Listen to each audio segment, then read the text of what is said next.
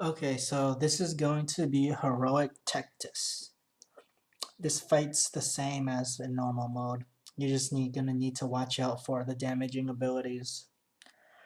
The raid's gonna have to be more coordinated overall. Those people that get the arcane barrages need to run out immediately and not bring it into the raid. I think most pugs have the strategy down, stack as much as possible for ranged, and then move right if you get the gas, move left when there's the pillar or the fracture. Should stay as a group. Split up your cooldowns for the tectonic upheavals. Make sure that you're not prematurely using a cooldown for the tectonic upheavals if the boss is about to die or any of the shards are about to die or the moats.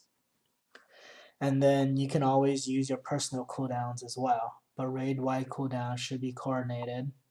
Everyone should be stacked to benefit from AoE heals, healing circles, healing rain, healing mushrooms, whatever.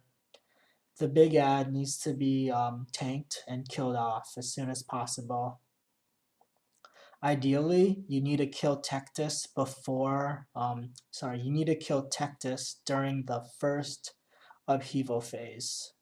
If you can't kill Tectus during the first upheaval phase, going through a second one is going to make it much more difficult. So once the shards come out, it's basically the same thing. Range needs to stack up. 2 people that get the crystalline barrage run away from the raid, and then basically focus on one shard to kill it off as soon as possible.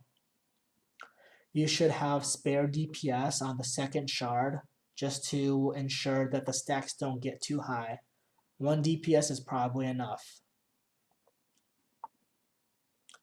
And then just basically keep moving together as a group to avoid the pillars and the fractures. And then anyone that gets the arcane, the crystalline, whatever gas needs to move away from the raid.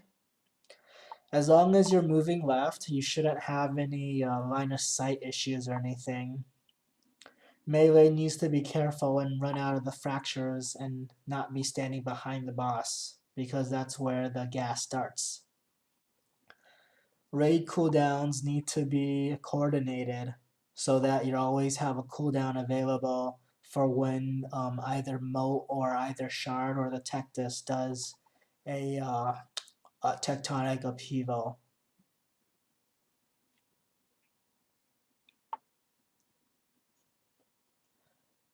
So you really need to execute very well if you want to get this boss down. Everyone needs to avoid as much avoidable damage as possible. During Tectonic Upheaval, you should also pop your personal cooldowns because the raid-wide cooldown is not going to be able to prevent all the damage. So once the moats come out, it's going to be very crazy. You don't want to cleave the moats, as that will fill up their energy bar at the same rate and they'll all end up upheavaling around the same time. Some cleave is okay, but you ideally want to monitor their energy bar so that they don't upheaval at the same time. You need to get the upheavals spread out. And then during this phase, it might be impossible for the raid to stack.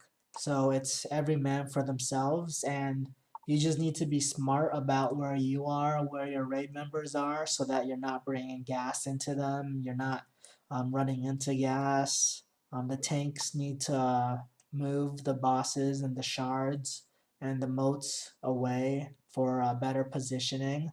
Everyone just needs to be aware of their surroundings at this time. 5 people are going to get the crystalline gas. And then these fracture whirlpools are going to spawn everywhere.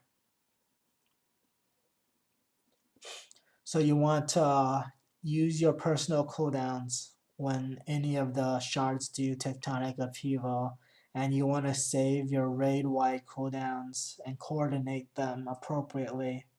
You want to basically always have a raid cooldown available for every tectonic upheaval. That will greatly help out the raid with the damage. So it's up to you to avoid individual damage, and it's up to you to coordinate your cooldowns, and also everyone needs to use their personal cooldowns. Everyone needs to be smart about their positioning and where they are. If you have normal mode down really well and flawless execution, heroic mode should be fine too. He still has a 10-minute enrage timer though.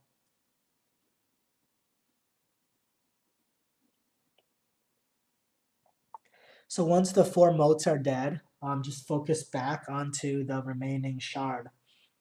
Anytime when the first shard dies, there's going to be a slight delay before the motes spawn.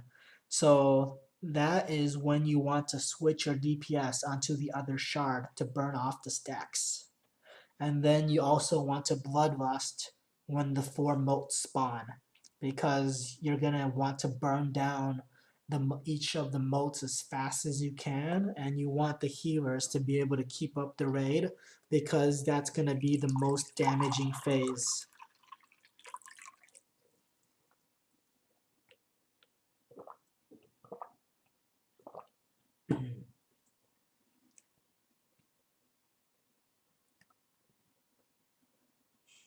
So now once the other shard is dead, it's going to be a little bit more manageable. It's just the 4 shards. You can tank them all together and just cleave with some AoE damage. Just make sure that to watch out for when they tectonic. You'll want to be using your raid cooldowns and your personal cooldowns for the tectonics.